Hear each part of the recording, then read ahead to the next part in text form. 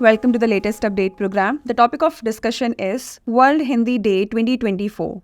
Every year, World Hindi Day, that is Vishwa Hindi Divas, is celebrated on 10th January. World Hindi Day is celebrated to honor the contributions of the Hindi speakers, the importance of the language, and for making it adequately known all over the world. Note that World Hindi Day is celebrated on 10th January every year, while Hindi Divas is celebrated on 14th September annually. Now let us look back at its history. The day was started to mark the anniversary of the first time Hindi was spoken in the United Nations General Assembly in 1949. In the year 1975, the then PM Indira Gandhi inaugurated the first World Hindi Conference. However, it was on 10th January 2006 when the World Hindi Day was celebrated for the first time.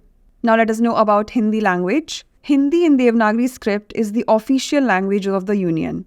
After Mandarin and English, it is observed that Hindi is the third most spoken language in the world. The contributions of Hindi in Indian literature in upholding the values of the country is noteworthy. India is a country of varied cultures, languages, and dialects.